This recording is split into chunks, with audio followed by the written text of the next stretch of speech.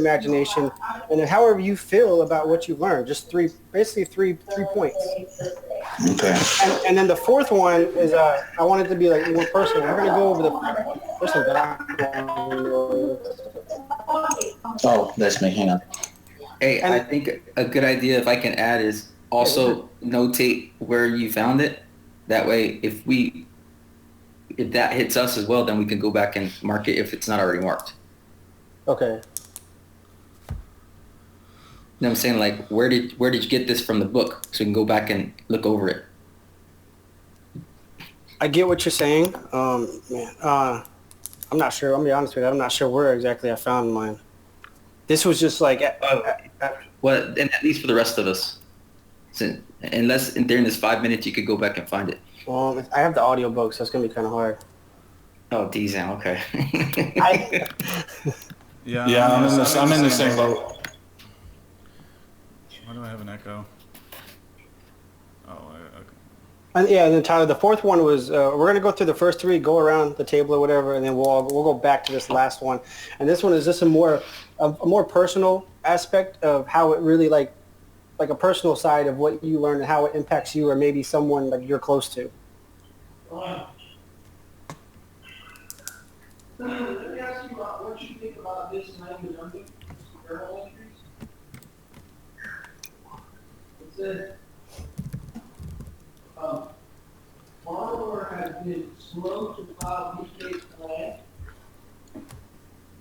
Counsel file for relief from stay to push the process.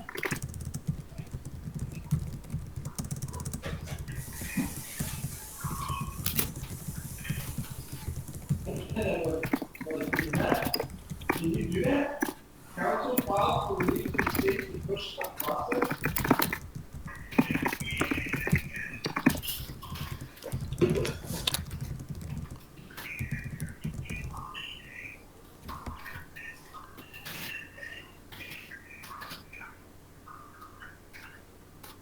Yeah, you don't use a that's you don't use that to push the process.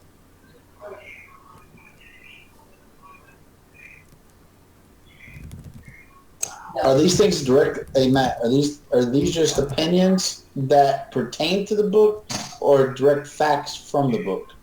It could be whatever I mean, it has to be applicable to the book or what you learned in the book because that's what That's Yeah. what No. I'm just kind of making sure that if I give an example, if I have to give it kind of directly from there, or if I'm basically describing what it means or what the understanding of it is to me, that's why.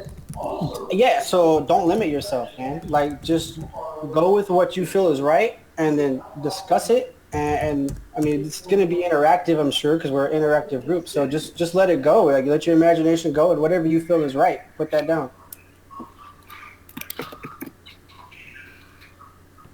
Is that you get it? You get that? I can't hear. Yeah, you're good. Okay, cool.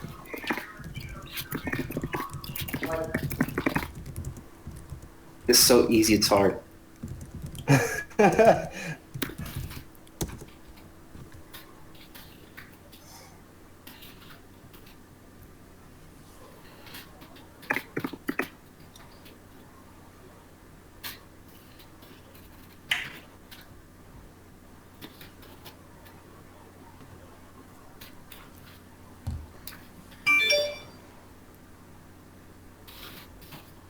I like this because it's very unlikely we'll have the same ones.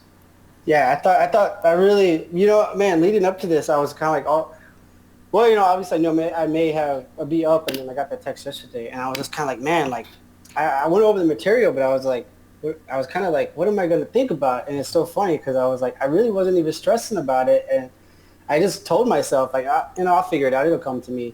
And then earlier today, like, it's kind of like, I was really relaxed. I was like, oh, well, I got to come up with something. And I just kept telling myself to come to me. And I was walking my dog. And I was like, I came with this idea. I was like, I think this is a fucking great idea. That's awesome, dude. He said, "This is walking my dog and just taking a shit. All of a sudden, Yes, he was magic happens in my mind."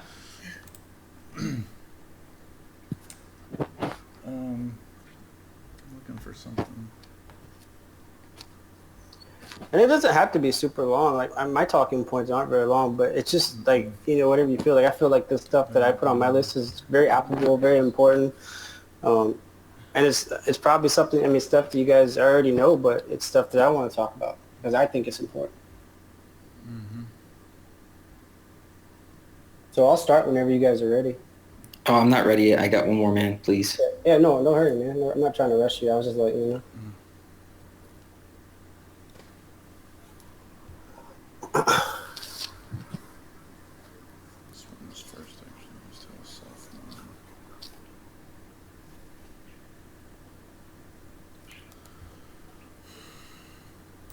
one. And one more time, the last one you wanted something personal that you feel like it would affect someone else if I was to share that with them? Yeah. Yeah. And so the reason I came up with that one is because it's, I mean, I know it may be a little harder for you guys. Like that's very, like, very personal to me. That's something I'm going to share with you guys. But I thought it'd be good, because as a group, if we're sharing these personal things, not only can we apply to what we're learning to our lives to maybe help, it could be for you, someone but also, it's kind of team building, because it's just getting to more know each other and applying principles of what we're learning. So I just thought it was a good idea. No, that's cool. So I didn't know if it. Okay, I got you. So it's like a personal experience that we've had. Or is it the personal principle that we could apply to someone else? You know what I mean? Like Basically how it applied in our lives, basically, right? Say what? Personally. You cut out. How it applied in our life in a personal situation. Exactly, yeah. Whether it was us speaking to somebody about it, whether it was something that we thought how it affected us. I mean, it's infinite of how you can take that, but it's got to be something personal to you. Yeah. Is the bottom line. Exactly. He's probably something better than I did, but yeah, that's where I was going with it. No, that's good.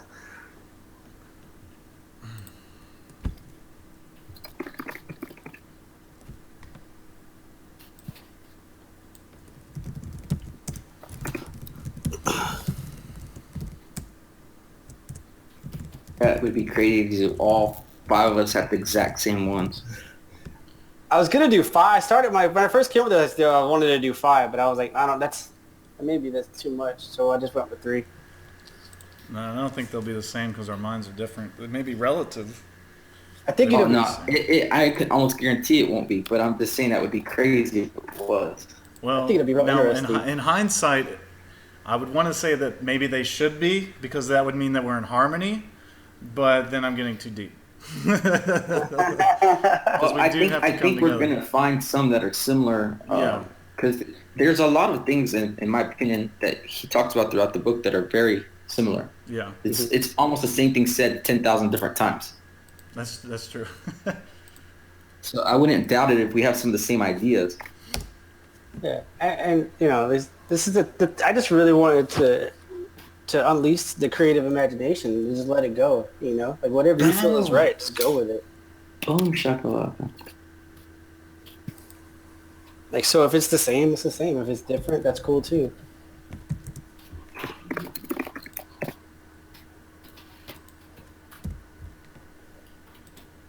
If it's the exact same, dude, we're going to start questioning if you read the book. Say what now? I said, it's the exact same. We're going to start questioning if you read the book. That's my plot. I'm not going to read the book, and I'll just get them to talk about it for an hour. No, not you in general. I'm talking about anybody. Like, oh, okay.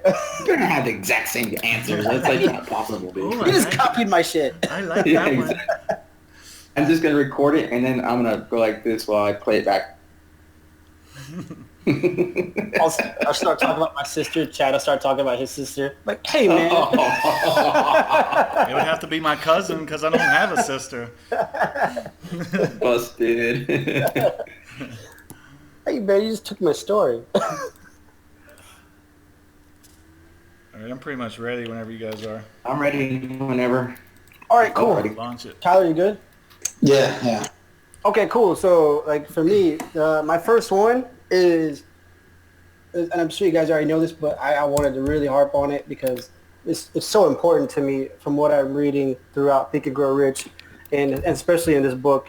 I know you guys heard it, but the common thief in all these books is the power of belief.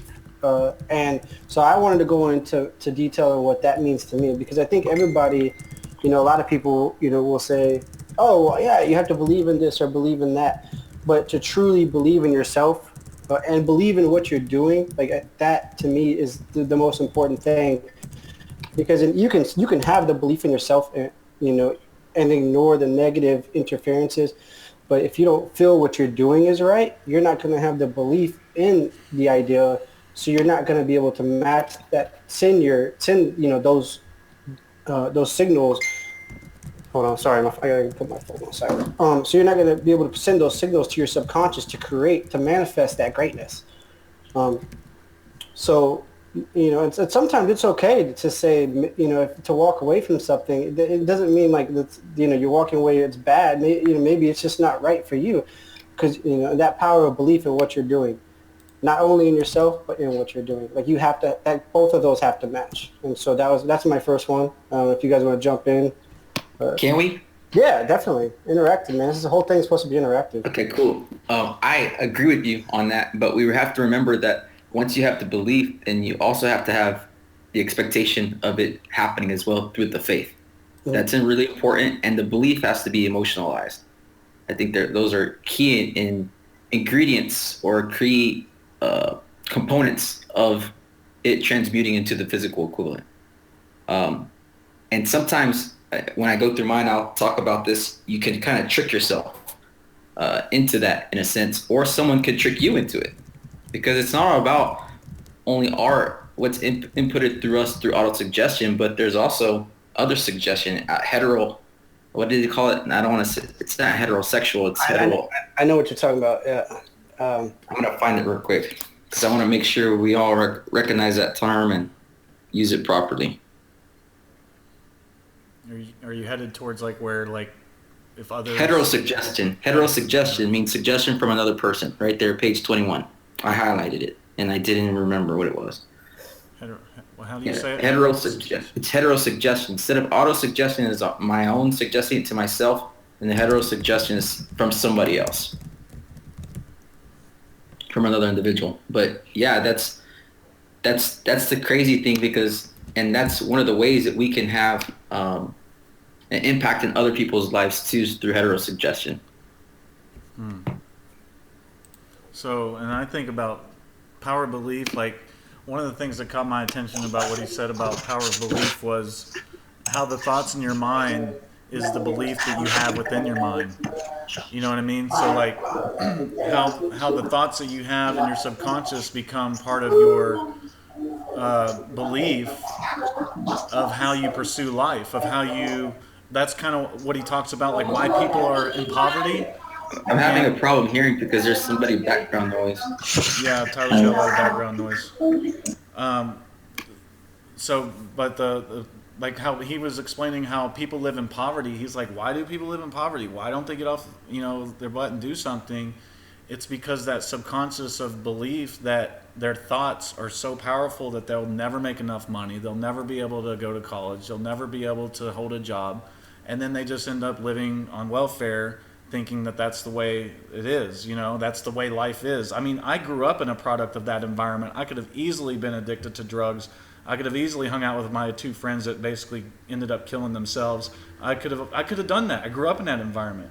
But I chose not to, because I knew that that was not going to be productive to the life that I wanted to live. So when other people started planting those beliefs in my head, my dad literally had me against the freezer one day saying, you're not going to amount to shit. You're going to leave here with the clothes you had on your back.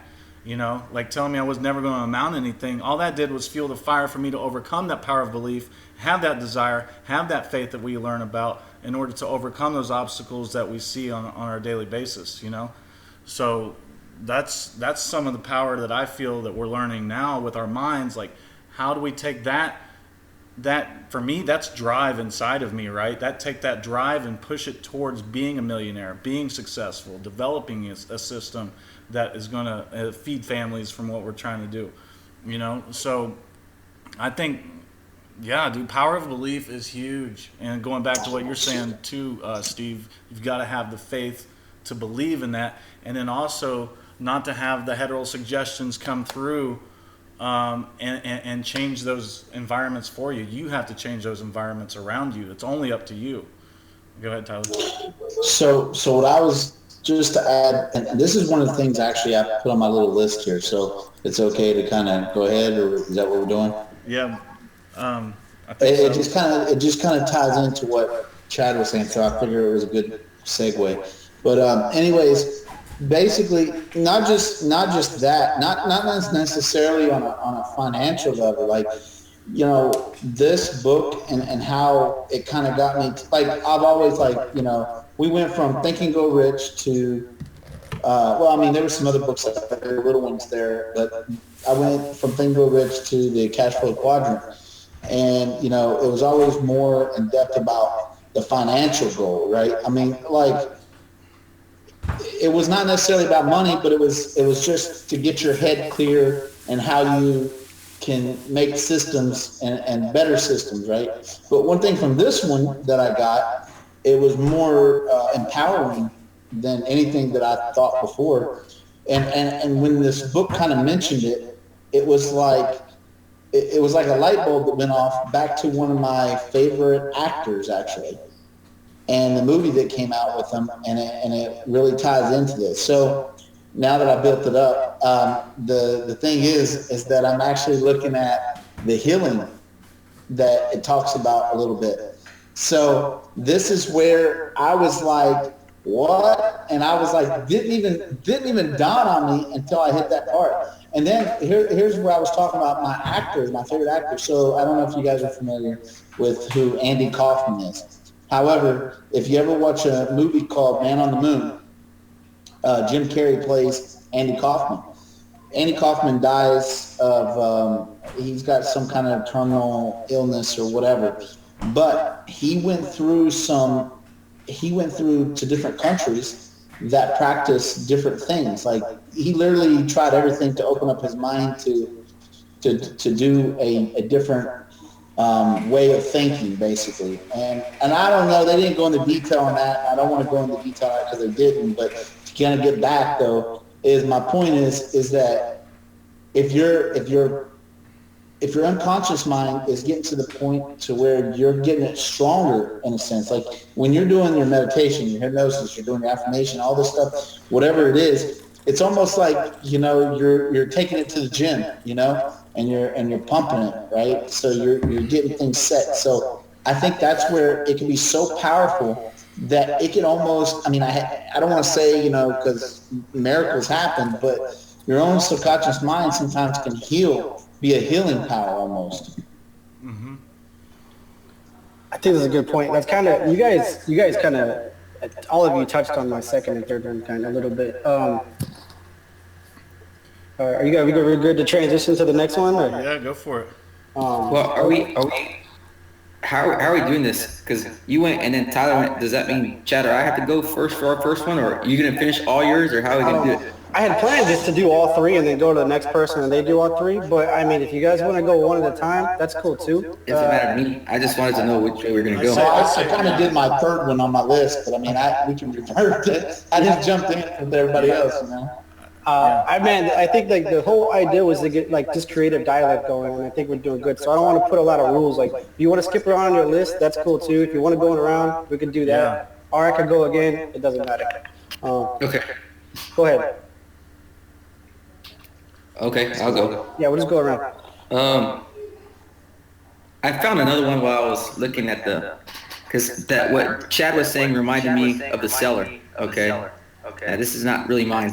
This doesn't count. I'm actually piggybacking off what Chad said right now. Okay. But the story where he was talking about the cellar, saying that he's going to get seasick, and that's where I think it's really cool to see the different reactions to the same heterosuggestion, right? One person has a different mind and has a strong mental game, which is what we're really trying to work on right now, right? This is how it kind of applies to us. That's where we need to get to. We need to get to that sailor that says, fuck you, dude, I ain't getting seasick. I do this every day, all day. What are you talking about, son? That's where we need to get to. As opposed to the guy who says, oh no, I'm scared now. That's a lack of confidence in your mental game right there. If you have confidence in your mental game, then you don't worry about that stuff like that. It's second nature for you. It's every day, all day. You know? like infinity times meditating now, which is awesome. You know, it's like, you're not gonna tell me how to meditate. I don't know how to do that.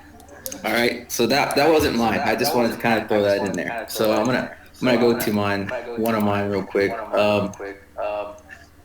I think this kind of touches on the hetero suggestion of how you can have an influence on somebody. And I'm not a father yet, looking forward to it, but all three of y'all can probably relate to this.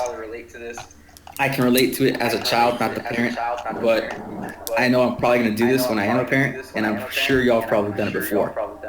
But, you know, you try to sometimes discipline your kids in a certain way, or trick them into believing something so that way they'll act a certain way.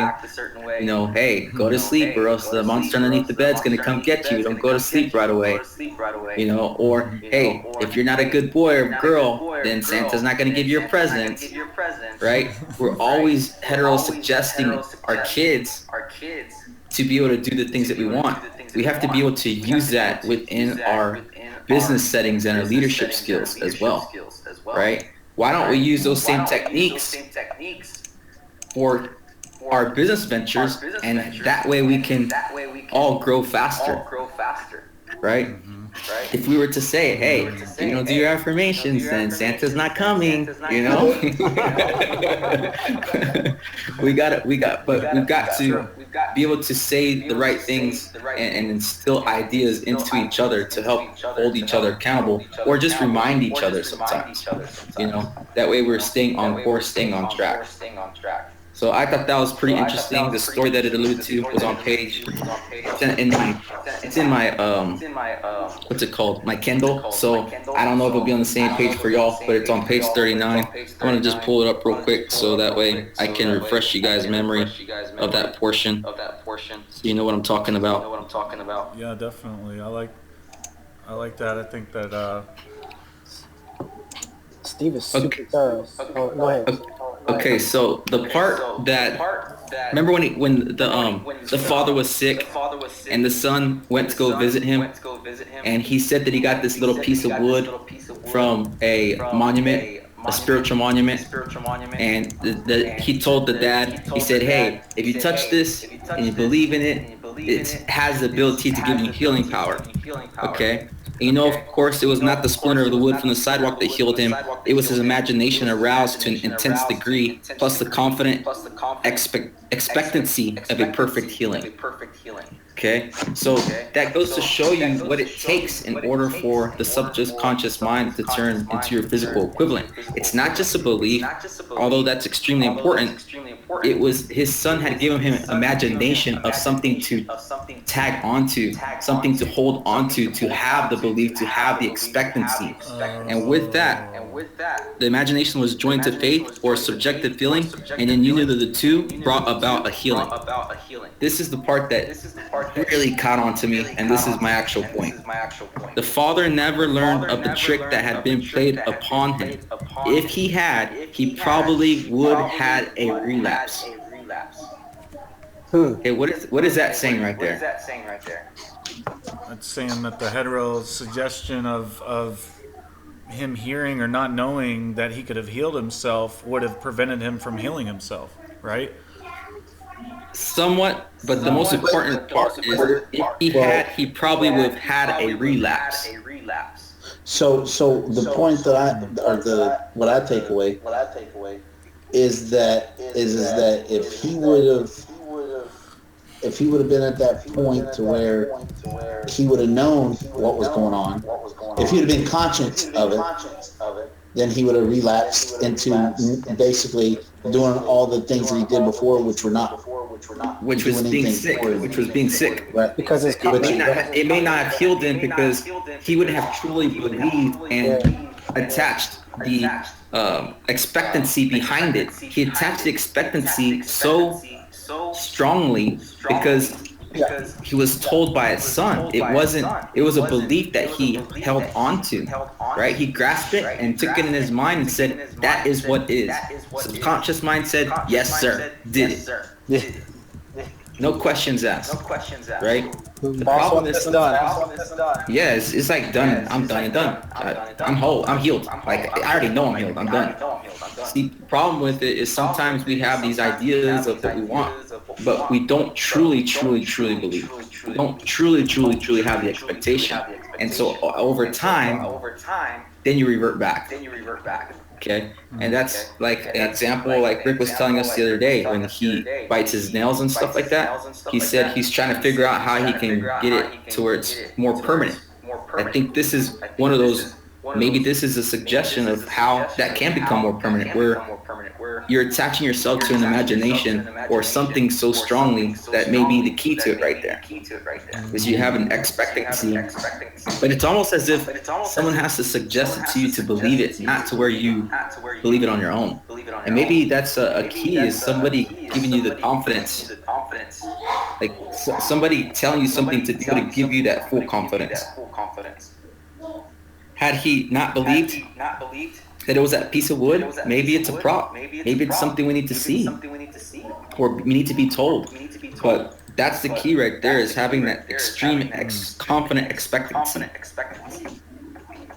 It's almost like you have to imagine something so vividly that you know that you can obtain it. There's no question about it. It's like you can't go back. In other words, Exactly. like people who like are self-employed, they can't go back to an employment job, even if they're struggling, dude. And that's been me in the past. I got to the point where I was struggling at one point, but I could not go back because it was just against everything that I believed, everything against my will.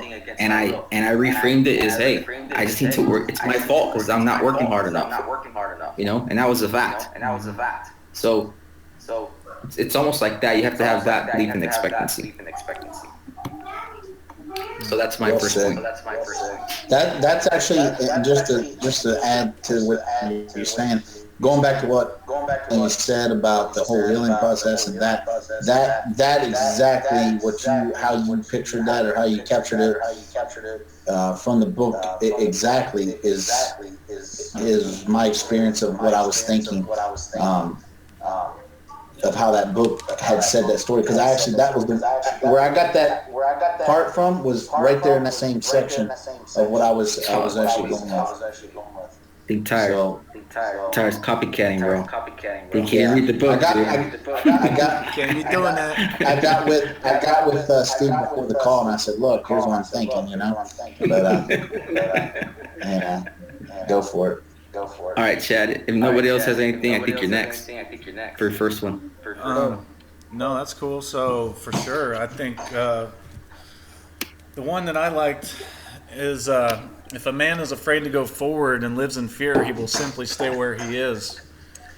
I think for me, that spoke to me because I'm in the E quadrant, right? I've been in the E quadrant for my whole freaking life. How could I imagine myself, really like stepping outside the curve, like providing health insurance for my child, actually paying the bills, oh my gosh. So I think about all these things that have caused me to be so used to the norm, right? What you said the other day, Matt, the socio, how'd you say it? How we've become so attached to what we see. Talking about social conditioning? Social conditioning, absolutely. I mean, I grew up in West Virginia where there's not much around. And, I had to think of a way. Even back then, it's not even that creative, but for me, joining the military was a way for me to get out of that environment so that I could no longer live in fear of just living in West Virginia. I wanted to live in fear abroad. I wanted to give back. So, and then we take that principle now, today, from what I've learned throughout my life, into what we're talking about now. It's so relatable to say, I do have a fear that I have to acknowledge. And I don't know if you guys got a chance to watch my video. I talk about this, the fear of not knowing what's going to happen, yet that causes me to make a logical decision, because we have to think again, where does fear come from? Fear is not anger. Fear is not sadness. Fear is not love. It's a secondary emotion. It comes from the impression on your subconscious.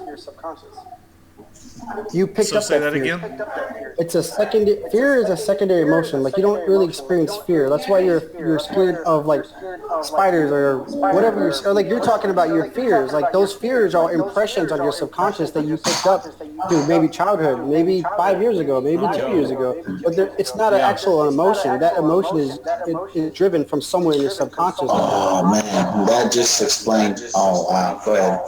See, And so this that, shit's deep. go ahead. Yeah. Go ahead. So, and that's what I'm saying. And in order to get to the level that we really are talking about here, you've got to blow that shit out of the water. You can't have any in fear.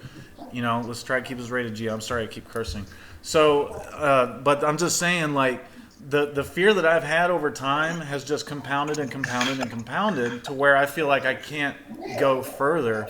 And you know what? Going out to California opened up my mind so much to say there's so much more and even in the United States that I never knew existed that I could have that I'm limiting myself to because I feel like this is all that I need. However, on the other flip side of that, then I wonder, why am I not happy? Why am I not, fully living my life? Why am I not doing the things I really want to do? Why don't I have financial freedom yet? What have I been doing wrong? I've been living in fear. So I've been stuck in that for a long time, and now I'm blowing it out. I don't want to deal with it. If you have a negative thought come across me, get out of my life. I don't want to talk to you. I'll figure it out. There's a solution and that's what he talks about in the book, which blew my mind too. He says there is a solution in your subconscious mind that you didn't even know existed because you haven't even thought about it. Until you think about that solution or you think about the problem that you're having in order to get to the resolution, you're not gonna reach it. You'll never get there. You will never get there. You only know what you know until you know. Look, that is a nail on the head, man. And I'm gonna kind of relate some situations to you, so you can so I can illustrate my perspective. Really, not give you an idea because you lived it. But as you were a kid, Matt talks about social conditioning and living within your environment, right? What's the norm in your environment? Your environment back in the day was a little tough. And your dad was heterosuggesting that environment to you, right? You were impressionable still, and you weren't fully sold on the fact that was it. And so you began to affirm other ideas in your head, which gave you the ability to move out of that situation. And when you got to the norm, you won, right? But you only won until you realized that the norm was your dad again telling you that this is it. So the norm is the equivalent now of your dad telling you and throwing you against the fridge and saying you're not going to amount to nothing. It's the same thing at a different level, And so now you went to California and you saw, quote unquote, the military, and like, fuck, I'm out of here. Yeah. Sorry, go ahead. Thought you done. So this is a really good enlightenment in your head personally, I think, just because the point is to be cognizant and recognize that there's more than just what our immediate environment is, right? And we have a lot, and that's why Matt says you don't know what you don't know until you know, and that's couldn't be as truth as the truth could be, So I'm glad you experienced that. It definitely seems like it gave you some motivation and confidence to take it to another level, which is awesome, because you won't be able to until you have that confidence and you're able to affirm those thoughts in your head. And now you have the confidence and are starting to bang through and plow through the fear that's been holding you back, right? So congratulations to you on that, man. Thanks. Yeah, I agree. You're on the right track. So it's so funny how fear is like it wears many disguises. Right? The norm is the fear now. Yeah, that's so true. Being average is the new fear. Yeah. I didn't think about that. So something I'm going to share that's just based on this discussion is what Matt had said a little bit ago, and it just dawned on me, like, I mean, I already knew this, but I didn't know how to say it, and how you said it was just perfect, right? So my son, he's like, he's like 10 now, whatever. But when he was little, Is this your number 4? Or is this just He's icing actually on the cake, or is this number 4? no, I got 3 total. I got 3. So he's actually 12. He's actually 12 right now. But the thing is, when he was little and he was growing up, this, that, and the other, the big thing, I'm sure in the Spanish culture, they call the monster the cucuy, and that was the big thing, right? So the problem is that I literally would always say that. I was always, get over here, because I didn't want it, because we had a 2-story house at the time, and I didn't want him to go by the stairs, and I was always like, don't go there, the cucuy, don't go there, the cucuy. And then I would even go as far as doing some really, now looking back, I feel really bad, because I think I really did. I did some bad things, like bad parenting, and I actually feel bad because now he's scared of everything. This kid is scared of a freaking little ant. I mean, it's amazing, right? And then to kind of see what we're talking about and stuff, it's like, I know I did the damage, but daggone, I didn't realize that I was doing it at the time. And to see what we're kind of going through, and to see that, this plays a huge part into everything, makes me more knowledgeable. Now, granted, how I figured out what I did wrong by the number 3 here, because number 1 didn't really live with me; she was with her mother. But by the time I got down to number 3, she ain't afraid of nothing. She'll just go there, do whatever. She's literally not afraid of anything, but it's because of that. But I just thought that was an interesting fact that you guys talked about, and how it kind of relates to something that is history for me. And that's why you have to be careful with the energy that you put out, right? Yes. Because you never know how you're going to impact somebody's life, how you're going to say something that's going to be like, someone's going to grab onto that. Because when we always talk about the teacher appears, right? But we never know when that moment is for all of us, I learn from you guys all the time, And that was one of the big things, though, that what you're saying is, like, learning from everybody, is I had to actually take in some advice from certain people that did that, Yeah, so you have to be really careful with the things that you say, the things that you do, because other people are watching.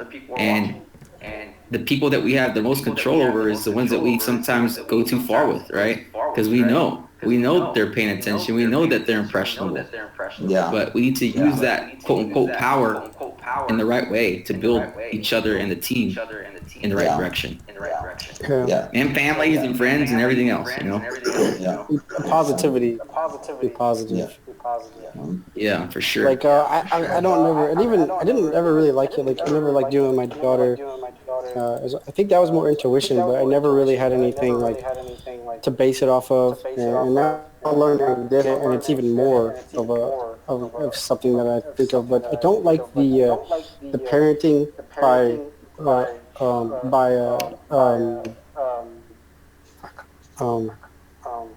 by punishment, parenting by punishment, like do this, if you don't do the dishes, you're gonna get grounded, or because you're just teaching them the negative things. Whereas, and I've always been more of a believer of parenting by positivity. So do like the reward, basically the reward system over punishment system. Yeah, because then you're being positive. Do this, and then you're creating that positivity. So I don't know I still don't know if it's exactly right, but I think it's definitely better than a punishment system. Yeah. And I'm gonna tell you something. I agree with you, but here, you know what my downfall there was, and I'm gonna tell you something. I did, and you know what? You've actually said it again. Once a little bit better for me to understand, but I'll tell you this, and I'm serious. It's crazy, but you got to know this is the problem. This is, and I. It's kind of a sore subject, but I'll tell you, my 10, I did, and I've said this maybe, but I did 10 and a half years in the Department of Correction in the state of Florida. It caused me nothing but pain and agony through it. that's a negative environment to be in a lot. Well, and that's my thing, and I worked my way up, but you know what really did it in for me, and what got me to stay so long was I literally dedicated a lot of time and life to that position. I mean, I've actually been bitten. I mean, I can go through a lot of things that's happened, knife fights, this and the other, but the whole point is that I learned to come home, and I literally, like, one day I was probably working there for no more than 8 months, and my mind for the first 3 days was so impressionable that it was just like, because you literally got taught when you go in there. And I was only, when I started there, I was probably about 19 years old, Oh and man. Super they impressive. very, very impressionable. And when I walked in there, the first thing they tell you is that you need to do this, you need to do that, or else you're gonna get killed. You know, so it was always on the up end. So my point, what I'm trying to say is, and it was always a negative environment. So looking back, it really caused a lot of pain, probably even on my kids, because you bring that home and you only apply what you know. You know, so like what you said, do I reward an inmate for doing something I tell them to do? No. It's a punishment system. Hey, you don't do it, there's a consequence for that, you know? So that's what I took home. You see what I'm saying? America So is built on that. that's what I'm trying to tell you. And that's why I say it didn't stem. See, a lot of my problems stem from adulthood. And that's what I'm trying to say is, like, it literally, and Chad will tell you, I mean, I had a decent upbringing, and then he couldn't even believe that I took that job. He couldn't even believe I did it for as long as I did it. He didn't even know that I could do that. He was like, what? You know? But the Well, point stemming off that. Oh, go ahead. I'm sorry. Yeah, I thought you were done. Go ahead. no. I was just going to finish up with saying, basically, because of that environment, just like you were talking about, when somebody's a child and they go through the upbringing, like, and like what you said with Chad and going off to the military, this, that, and the other. I look at myself and I say, well, look at the upbringing that I had as an adult. My only structure was that job. I lived and breathed it every day, and here I had to come home with it, And just a real quick funny story to kind of add into this. I mean, because we're talking so deep right now, I had to tell this part of the story. It's a little funny. So my first probably. I went from assistant manager at GameStop to this job. Okay, so that was a big jump. Yeah, big jump. Exactly. So, listen, so six months into this job, brand new job, and I told you the first 3 days I was even impressionable with everything. So I already got it done. I already got it done. So, and by the way, I was also a newlywed during this first year. So I literally hadn't been married for maybe about a year or something. I come home, I'm sitting on the couch, and I'm watching some TV. My wife's over on the other couch, and I said, go make me some dinner. Just like that. I said it just like that. And you know what she did? She looked at me and said, excuse me? I said, you didn't hear me? I said, go make dinner. Like, just like that. And I was so dead serious. They're like, no, I think you're going to be sleeping on the couch tonight. Like, that kind of thing. And I was like, yeah, we can't. And then it took me literally a good 20 minutes to snap my brain out of why we were even arguing over something so simple. But that was the kind of, what I'm trying to say is when you're impressionable, that's what happens. You get in that tone of mindset, if you will. And I think that's where it is. But that was to me, thank God I don't live that life. Thank God it's not there anymore. But it wasn't funny then, but I look back on it, it's hilarious now, Did your wife kind of understand over time why you were acting like that and stuff? Yeah, she definitely knew right off the get. She already knew that what was going on. And matter of fact, in 2000, I'll tell you this, I don't want to go too many war stories, but 2007 was I was the first one ever, a year and a day in, and got promoted to a sergeant position. So what ended up happening is that on my first day as sergeant, we had our first escape. So I was actually gone without no telephone, no communication lines, other than to my other officers for a good, I don't know, 16 to 18 hours. And I call her and I said, hey, I said, I just wanted to let you know. I said, sorry, I couldn't get hold of blah, blah, blah. And she goes, I said, I've been working. I was on escape. And she goes, okay. So then I got mad because she just played it off like she didn't care. I get home and find out. I was like, they tell you that I was on escape? She goes, no, I just figured it was a job. So she kind of got used to the life that I was living. You know, expected, you know, the mentality, this, that, and the other. So, I mean, over time, she kind of got used to it. But it was a rough life, I'll tell you that. It still, you know, haunts me today. Well, I think all of our stories so far that we've told, I think this is why, let's go back to the three aspects of our mental game, right? Which are, what's the first one? Mind cleansing. Then we have meditation, mindfulness, meditation. And the last one, affirmations, right? So when we go through this, it's kind of like you start to understand the importance of each one, right? Because like in Chad's example and Tyler's example, like they really needed to recognize their current mental state so they could move on to the next part, right? Chad had to recognize that, hey, the new norm is the same, is not where he wants to be. Tyler had to recognize, man, there's a lot of, my mind is being impressed right now. And there's going to be things I have to be cognizant about in order to not be acting like this when I get home and understanding how to take things and leave them at work, right?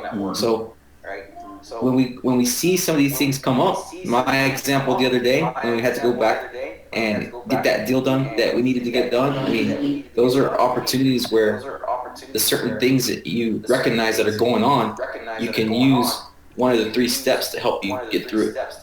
And that's a real important key to all of this, because that's how applying our mental system, if you will help us get through these processes.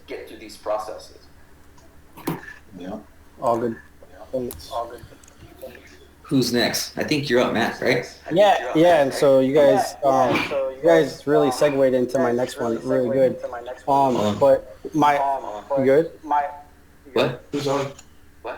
Chad, Tyler, Matt, and I.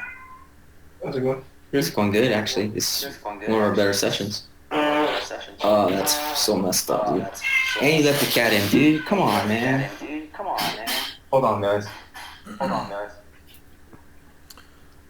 No, that's what we're here for, man, is the segue. Yeah, if you guys segued great into my second one.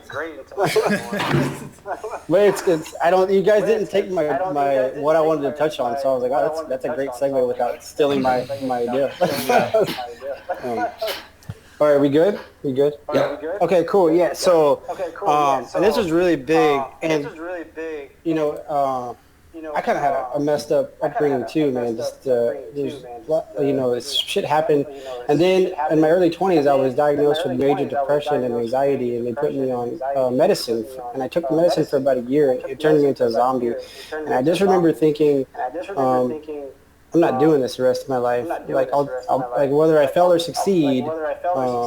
Like, and I've always had that. My dad did instill that belief system to believe in yourself. And when I was young, he instilled a lot of good things into me. And so I had a really good childhood. I didn't understand them a lot until I got older. But I quit taking them, and I was like, you know, whether I fail or succeed, this is going to be because I choose to. I'm going to make these decisions. I'm going to choose my life, and you know, if I don't succeed, and at that time I was still in my early 20s with a lot of mental issues to overcome.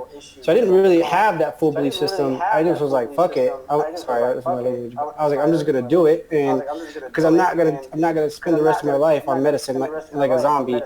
And in 20 years, you know, looking back, I'm like, man, I've just been under control my whole life.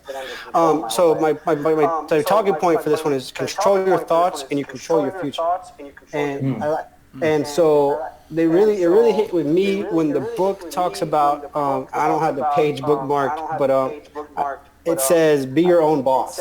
You know, I think I know where that is. Hold on. You know, keep going.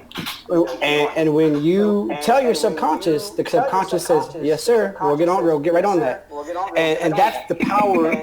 That's what he said. It does. I'm laughing because it's crazy. Like we don't think that. Like we're not even knowledgeable accountable, that we're our own employees in a sense. Whenever I heard that when I was listening to it, I got a laugh out of it too. But yeah, it's so true, and that's why I think it's so important to control your, you control your thoughts, you control your future, and be your own boss. So, and I think in a way, like, that's very applicable to me. And I'm sure you guys had some of the stuff when you were reading where you felt like you were doing some of it your whole life. Like, I feel like I've been really good at controlling my thoughts my whole life, and that's where, that's how I've been able to overcome, that depression and anxiety, and build a belief system in myself, by controlling my thoughts. And then I'm sure there's other parts in the book, and then my third one will go into that, where I feel like I haven't done so well, but that's why we're here. We're here to learn. Tyler, I want to tell you this, like, never look back at things you did wrong and beat yourself up. Like, you do the best you have with the information you have, and the important thing is to always learn and grow. That's the important thing. You have to learn from, okay, what did I do right? What did I do wrong? Learn and grow. But yeah, control your thoughts and control your future. Program your own subconscious. So we can do meditations, affirmations, hypnosis, which I think is all obviously really good tools, and there's no debate there. But just having that mindfulness on a daily basis, like, if something happens or a negative thought, like, just block it out. Like, no, we're not going to allow that here. We're going to be positive, and always, like, something that worked happened today pissed me off, and I wanted to kind of be, kind of nasty about it, but I was like, no, that's just manifesting negative energy in my subconscious if I feed into that. And the boss said to leave that shit at the door. Exactly. Yep. That's cool. I like that. Yeah, that was cool. I like that a lot. That's all I have for that. I think you're next, unless somebody else.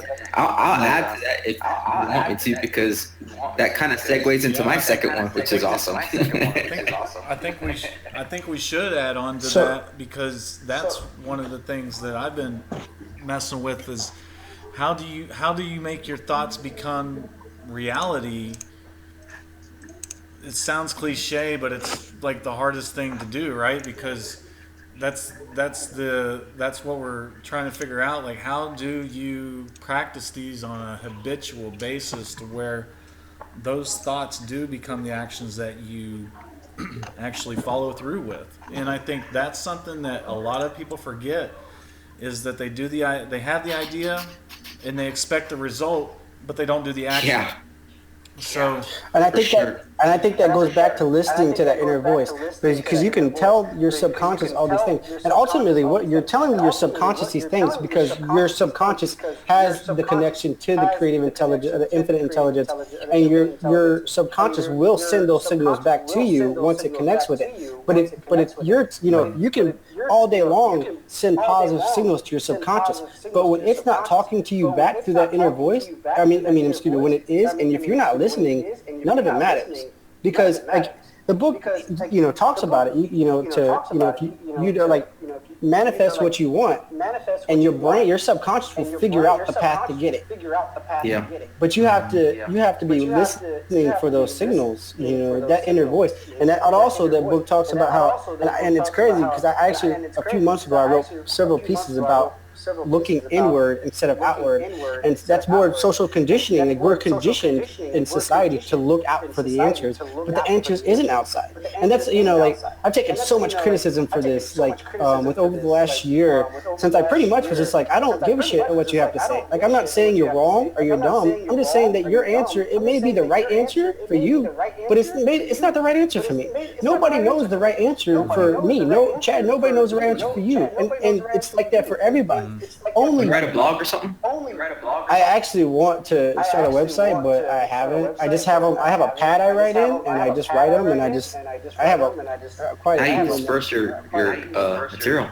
I haven't dispersed any of it yet. It's just sitting in the pad. So you got volumes and stuff ready to go. I don't have volumes. Probably about, I don't know, 20, 25 pieces I wrote. Maybe, I don't know. But I have a little things, and I write a lot of Chad reads on Instagram. I share a lot of, I'll write blurbs with my captions, and I'll share a lot of my writings through there. Like if I write a piece, I'll cut it down into little captions, and then I'll put that on Instagram.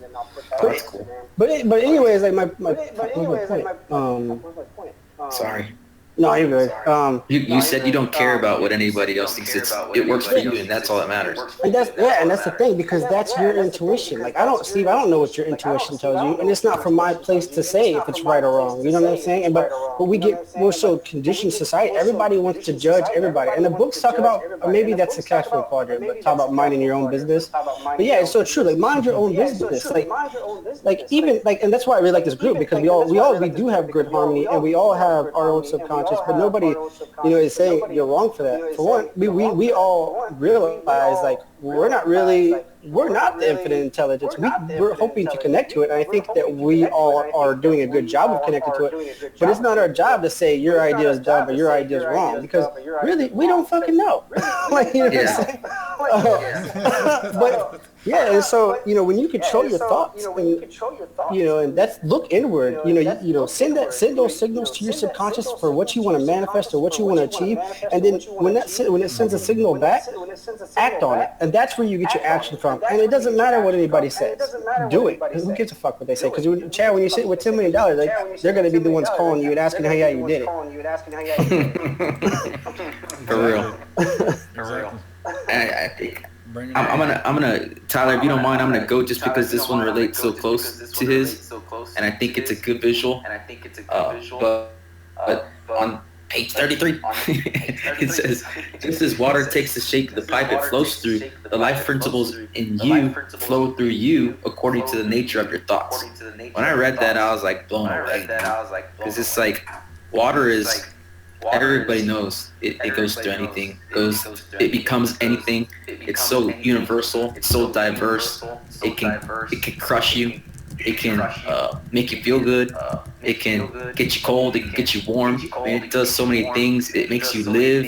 It helps you cool down. It heats you up. It does so much stuff, and it takes the shape of anything.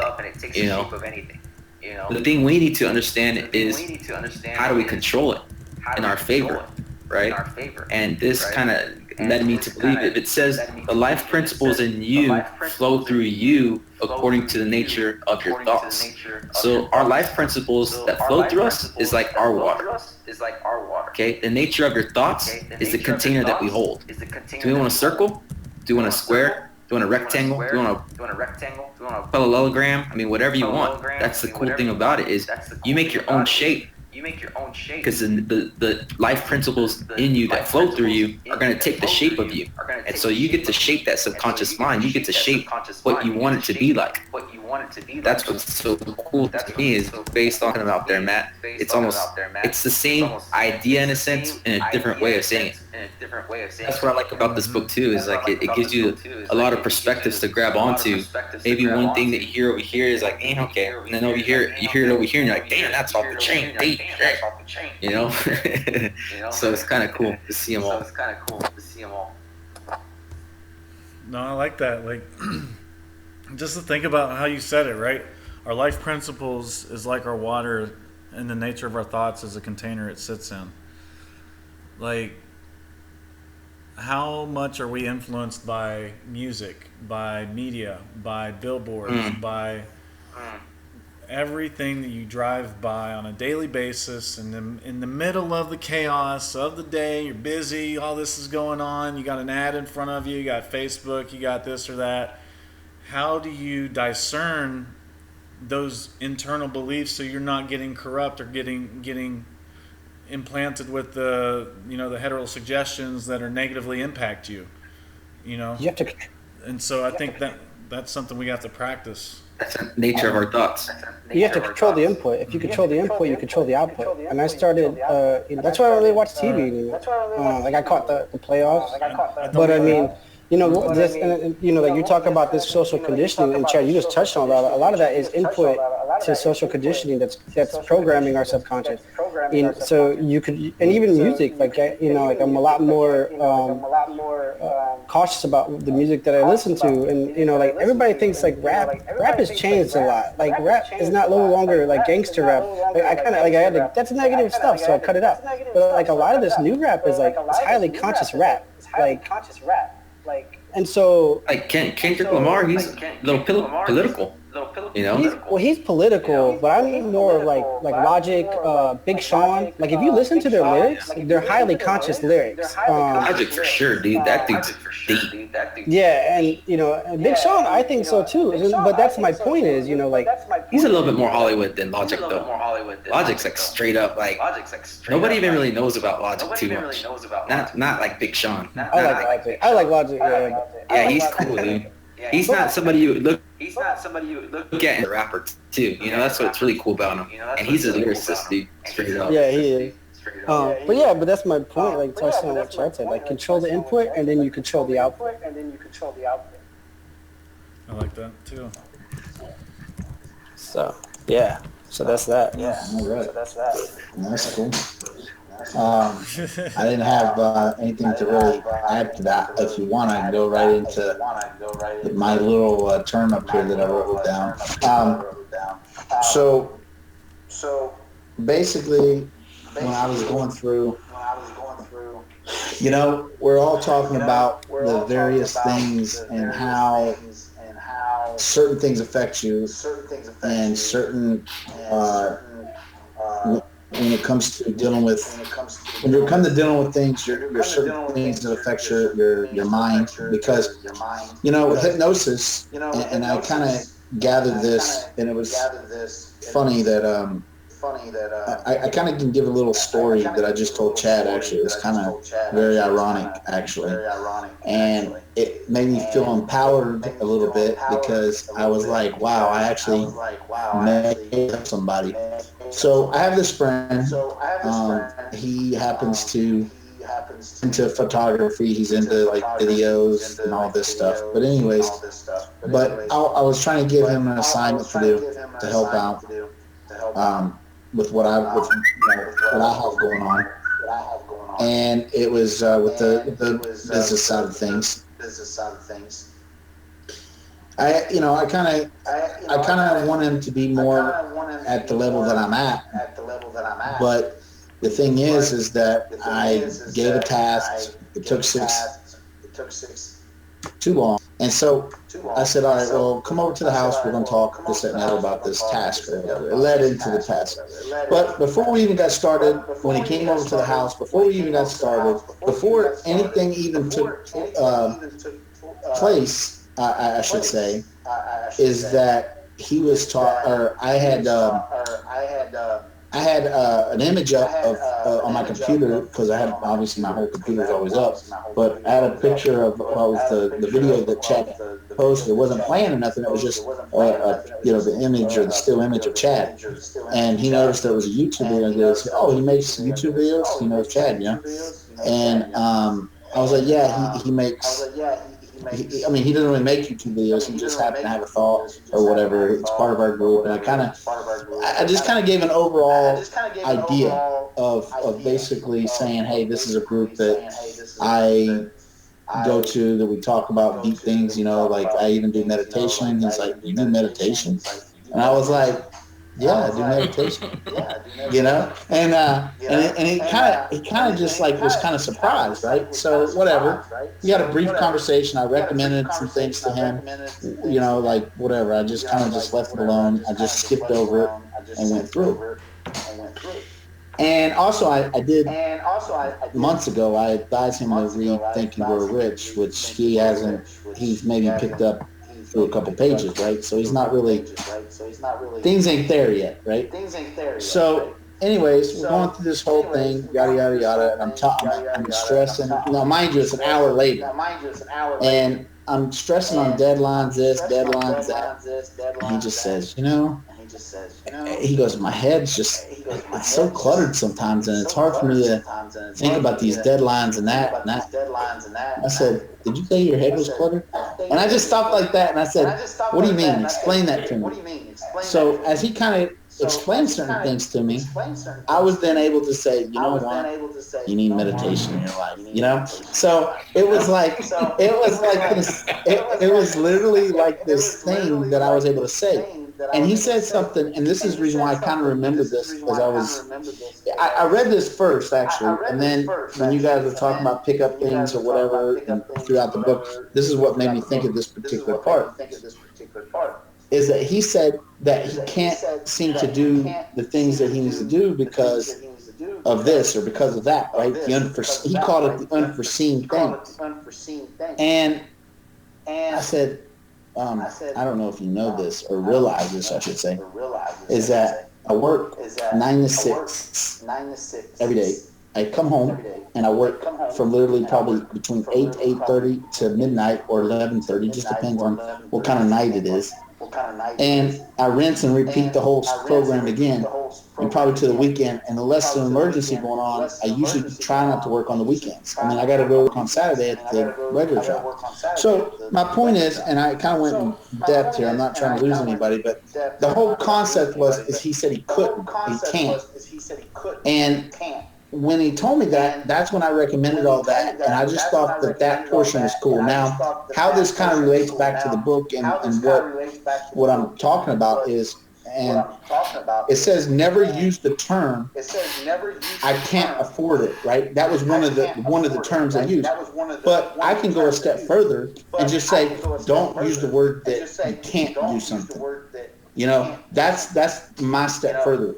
Is they say I can't afford it, but I say, in my whole sense of knowledge, is don't say you can't do something, because as soon as you can't do something and you say it over and over, because the whole point of the hypnosis, like the confidence one, is it seems to be the repetition of it. Why? Because it's planting a seed in your subconscious mind.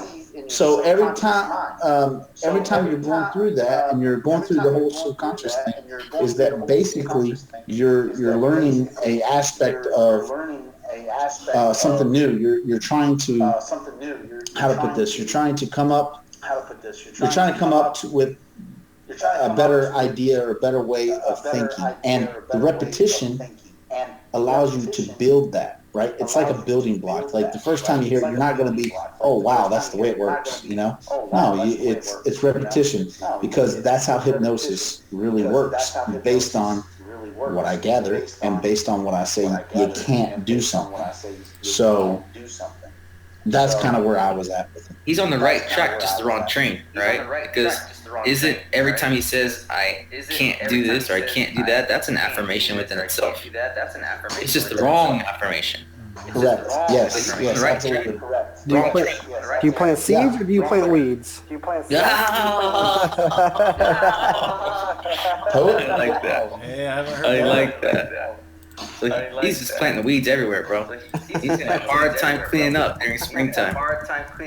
That's it, man. And that's what I'm talking about. And that was my whole point, you know. And I hope that I kind of got, and it was just funny, I mean, because I literally, this just happened, and this discussion, and it really brought me to this thing, because it's like, yeah, I do meditation. I'm like, you do meditation? I was like, yeah, I do meditation, you know? It's like, oh, what about it?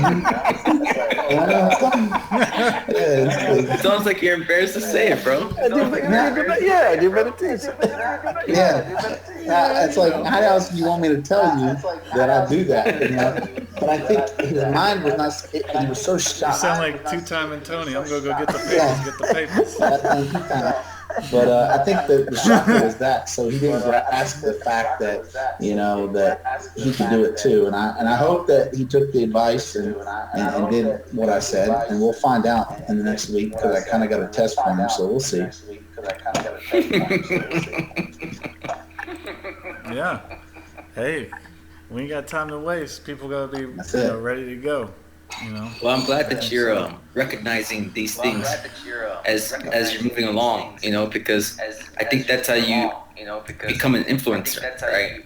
Because then you start to, just like we're impressionable at times, he could have been impressionable at that moment, and maybe that's why he said, you do meditation? It wasn't like a bad thing. It was like, damn, I got a different perspective about your ass now. Like, yeah, this guy's intellectual. Like, I'm dealing with somebody who's not no little slum on the side of the street, right? Man, this guy's serious. You know, so that's it. maybe that was his response, and you were thinking of it as something another way. But I just know that that's the way it played out, and I was like, yeah, meditate. That's the way it played out. Watch out, bro! I gotta meditate.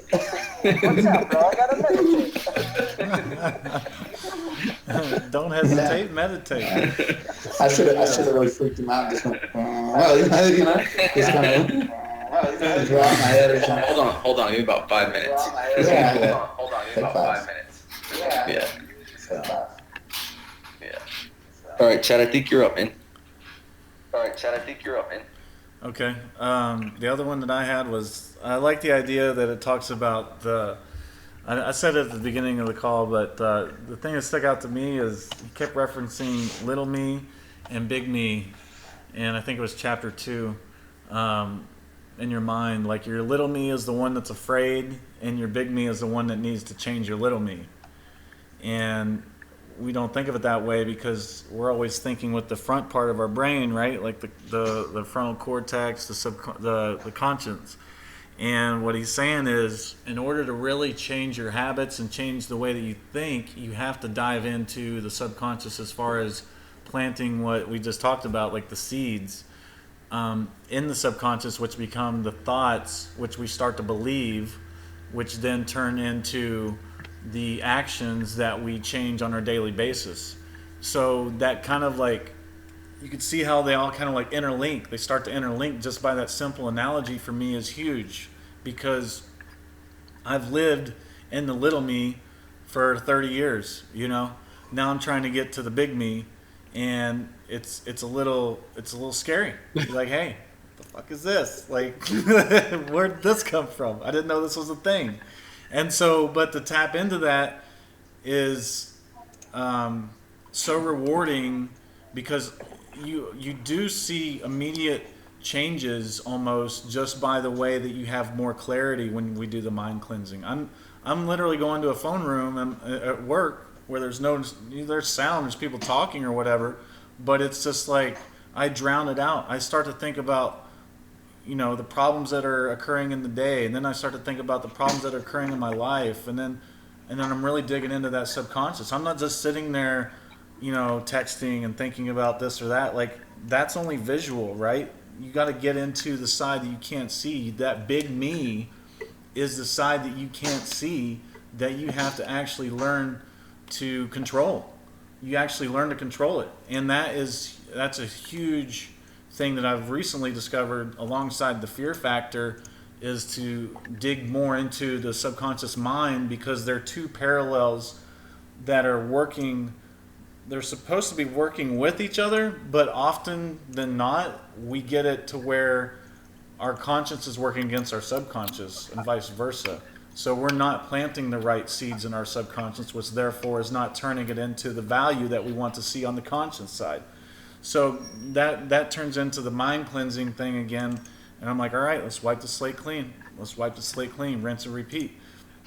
And so that for me was the other one that I plotted down. So I really, sorry, Steve. I really want to touch on this because I think this could help Chad a lot. Because I think you're planting a weed without realizing it. Because when you said, you know, when you're talking about connecting to that bigger me, and then you use the word scary, you know, go back to, I mean, what we learned, your subconscious doesn't have that buffer. You picked up on the same thing, dude. I was going to come up with that. Something similar, but not exactly the same. But not exactly the same. I'm talking in past tense. Oh, okay. I thought though, you were talking about like recently, and I was going to say like changing that perception of like, maybe this doesn't even apply to you, but you know, people do it all the time. If you aren't doing it, you know, like change your perception of a situation. Like if your first instinct is, oh, I'm kind of nervous about this, stop that thought like in its tracks, and then even if like you just make yourself believe whatever excites you, whether whatever fucking makes you happy, send that positive message to your subconscious, and just keep sending that shit until that subconscious then starts sending it back. Or the book says to say it in an authoritative manner. That too, yeah. Say it in an authoritative manner. Say, "I will not have this. You will do this." Because remember, it doesn't contemplate. It does exactly what you're saying. And the thing we have to remember is the big me is who we are. It truly is our deepest inner person. That's truly what we are. Because those are the thoughts that we have instilled over time, whether good or bad, right? And that big me is just waiting to get released and unleashed. And when we get closer to the big me as possible, the one that we want to be the big me that we've created through our structuring, and we're going to have a sense of complete freedom because it would have been what we created and we will be ourselves inward and outward. It's kind of like this. Maybe two kind of examples. Of how it's kind of like timid until you really get it to where it needs to be. Kind of like of Mice and Men, if you've read that book. How the big guy who would crush the mice in his pocket, and the bully who would tell him everything what to do, and he would go do it because he didn't know what to do. He's George, you know. Or maybe Pinky and the Brain, maybe for people who watch cartoons or something. You know, the Brain's like all evil and is like telling everything Pinky what to do, and Pinky just goes execute stuff. You know, he doesn't say nothing, he doesn't argue. But he did argue a little bit stupid stuff. But at the end of the day, he knew he was going to go do whatever the Brain told him to do. You know, and so we've got to get ourselves in the position where our conscious is being very precise and confident in telling exactly what it wants the big me to do. Mm-hmm. Yeah, and I guess I need to clarify. That's how I used to think, was like, oh my God, this is scary. I could never see myself doing that. Like, it's weird. I've always had an inclination to like want to be more, like want to do more, but I never knew how to tap into it because I just felt like it would be impossible. It was scary. Like I felt that way, and so to change that mentality, it is huge.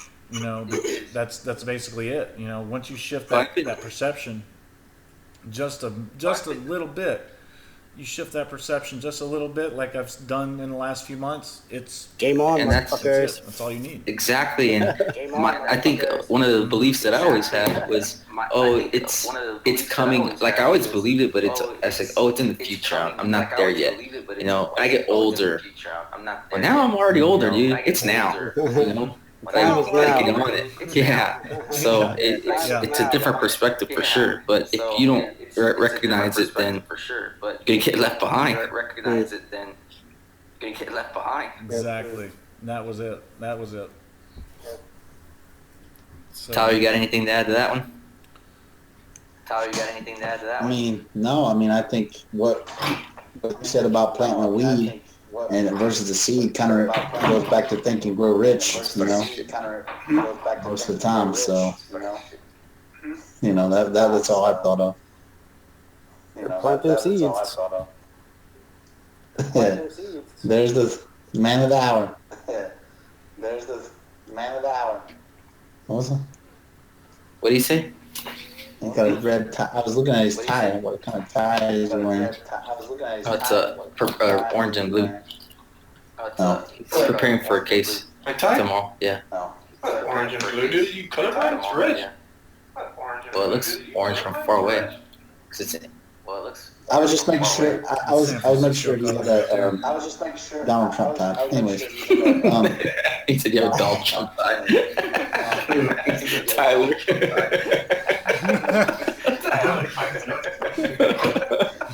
How does that look like? Like that tie? Hey, if you ain't sure if it's Donald Trump, you just look on the back. It says Mexico. All right, guys, you ready to move on? Is it my turn again? To the last one? I have one more, and I have my number 4, but I'll go whenever y'all ready. Well, I think we're all on. We've all done the 2, so I'll just start with the 3rd. This is probably my favorite one. We'll save the best for last. Nobody, I truly believe nobody in this world knows what we can do. Right? Because if I was... Are you talking as individuals, or are you talking about as our group? No, I'm talking about as individuals. Like, I'm talking about our mind. Like I believe for a group too. But I believe it's true for anyone that's willing to learn the principles, the laws of the mind. Because I mean, obviously over a history of the society, everyone evolves, and so I mean, we could be looking at a society in 40 to 50 years that are self-healing. Because the book literally talks about how we can self-heal. Maybe nobody knows how to do it yet. But once one person knows how to do it and share it with the rest of the world, then that could become the new norm of society. And that's where I want to go with this. This is the whole reason I wanted to do this whole thing, because I want that imagination to flow, because like the book talks about how we can heal ourselves and we can do all those things. We can move mountains with our minds. That may have been how I took it, but it was the same meaning. So like the only thing holding you back is a lack of imagination. And that comes from this conditioning or these negative impressions. But if you can erase all of that and just fully embrace the creative intelligence, you don't know what is possible. Infinite intelligence. Infinite intelligence. Sorry, I misread it. But to me, it's creativity, but also infinite intelligence. But that's my point. Like you don't know. Nobody knows what's possible. It just has, because everybody says something can't be done until it's done. Yeah. So we really don't know what we can do. So that's my including ourselves sometimes. Exactly. But the point of that is to plant those seeds and block out all negativity and just let it go. Just let it flow. Let it flow. Do the things we're learning, but just let it go. Like don't have an idea. I mean, if it's negative, counter that negative idea. But like if it's an idea, like embrace the idea. Maybe that idea is coming for a reason. Don't it's easy because people do it to other people all the time. Like you say something and someone's like, oh, that doesn't make sense, or that can't be done. We're not the authority on that. You know what I mean? So like, and we kind of, again, I do it too sometimes. I have a thought, I'm like, well, that doesn't make any sense. But then like, I'm trying to be more conscious of like, well, maybe it does make sense, and the only reason it doesn't make sense is because I don't know what I don't know until I know it. Yeah, possibly. But positivity is the power, and negativity is, the opposite of the power. But you want to the more positivity we manifest, the more we're going to accomplish. Good. That's good. I would agree with that, and I think that each one of us, even from starting within this group, when we started this group again, have come leaps and bounds. Nowhere near where we're gonna be, but I mean, I could see some improvement myself. I could see improvement with y'all guys. I mean, it's hard to say. It's not, Mm-hmm. it's hard for somebody that's gonna come to us and say that shit don't work. No. You don't work, son. That kind of goes back to certain things that Chad and I have went through on our side. Is like, we kind of got to the point where, and this is just the best example, right? Is that Chad and I, even to this day, there's certain things I should say that I remember when I first started out, like almost a year now. When we first started out, I'd be on a call listening to the idea of what needs to be done for the website, right? And I would hear the idea come from Rick, saying, hey, yeah, we want to do this, we want to do that, we want to do this, we want to do that. And then I get off the call, and I was like, man, that sounds impossible. And then I'm like, I don't know if we can get all of it done. Like just little things throughout the site, because it required special thing or a special whatever. And the problem is, I was like, man, I don't know if we can do that. So I said, if he realized that we may not be able to do that, and he goes, yeah, I don't know. And I was like, I said, well, I'll tell you what, let's do some research, see what we come up with. And that was our only option at that time, like, because certain requests are the way that it was going to be done. We had to figure it out, basically. It was like you are like the scientists at the Ford factory. Yeah, it was like listen, engine. You're like, but then, what got me was what I really loved about that experience on different levels is that I reached out to programmers that I know, and they would be like, well, yeah, I don't know if that's the way we can do it or not, you know? And I'm like, I don't know. And they started saying that, and I was like, thank God it wasn't just me, because I was just thinking the same thing. But really, the bottom line is that just because I reached out to the next guy, that next guy's not, especially now, today, as we speak in the present, I'm nowhere near on that same level that I was back then because of that. Because I don't say, I've always been said, yes, I can do it. But I can say yes and believe more in my yes versus just saying yes. So I believe more into what I say now than what I did before. Yeah, I can do that. I know y'all become a lot more resourceful. That's for sure. I know y'all become a lot more resourceful. You find ways. And it's kind of crazy when you're up for the challenge, how much you can actually accomplish. Like this, it goes back to what Matt was saying. Is like sometimes we don't even know what we're fully capable of until someone pushes us to that edge. You're like, oh man, this guy gets done. I better figure out how to do it. Yeah. Oh man, this guy gets done. And that's where, and I'll tell you, that is, that's where, that is one thing that I will say as far as a skill, if you will. It's one skill of somebody else pushing you to your potential. That is one skill that someone can have. I mean, we all have it, and sometimes we're doing it without even realizing. You know what I mean? And I think we do it to each other every night with these books readings and stuff, pushing it to read it, to get the information, to come back to the table with something that we're discussing. So yeah, everybody has that skill. Especially in this group. Just the way it is. Yeah, I'd agree with that. I'd agree with that. Yeah, it kind of goes back to when Steve Jobs would tell people to do stuff, and then they were like, "Oh, it's not possible," and then he would, like I remember the one story where he walked the engineer around.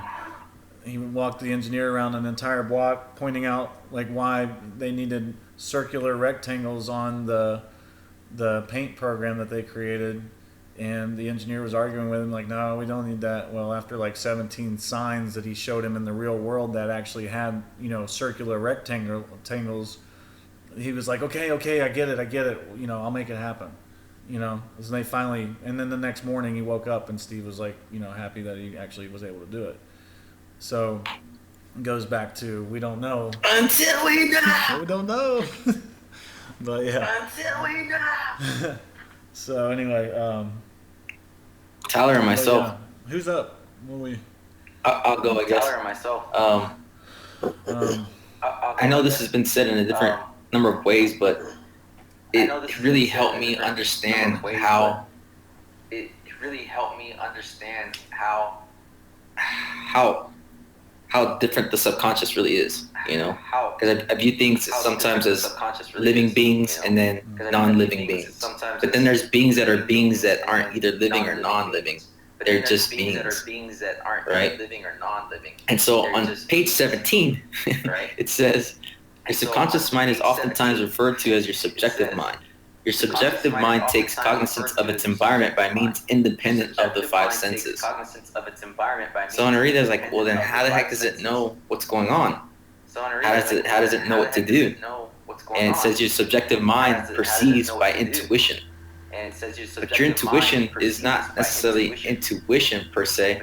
It's your conscious mind telling it what to do.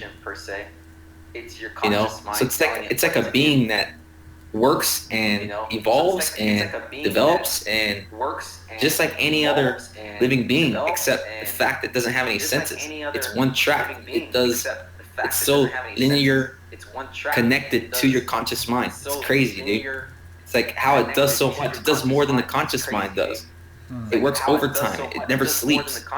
But yet it has no senses. How does that happen? It can't see, it can't hear, it can't eat, it can't smell, it can't feel. But yet it does so much and can do more than we're even allowing it to do. It's almost ironic, contradicting, oxymoronic idea. That's the cool thing about it, and that's how powerful it freaking is, dude. That's what makes it hard. That's what makes it hard for people to believe. But that that power of belief in your subconscious. Yeah, I just thought that was pretty interesting how he put that, and that really stuck out to me. That's a good one. I agree. That's a good one. All right. Guess we got our number 4s to go, or Did everyone do their 3s? I did my 3s at the beginning because mine was about the healing. So now I'm on like, I did my first one, I did my third one, so now it's actually my second one here. So Go ahead. Okay, so I guess we might have touched on this already, but I kind of go back over it, I guess. It says, or from I wrote down, I basically put down, how you feel on a subconscious level, it brings it to a conscious level, right? So this kind of, to me, in a sense of the way that I took this concept, I should say, is when you feel something, whether it be when you get there into that state, I should say, and you're feeling the relaxation, all these things, your mind is very impressionable at that point, right? So when that happens, you're on this subconscious level. But how the thing is what is it? And this is my own take from it, and I know it's a little, I'm actually grasping a little bit from outside the book, but I kind of thought it was important when they talked about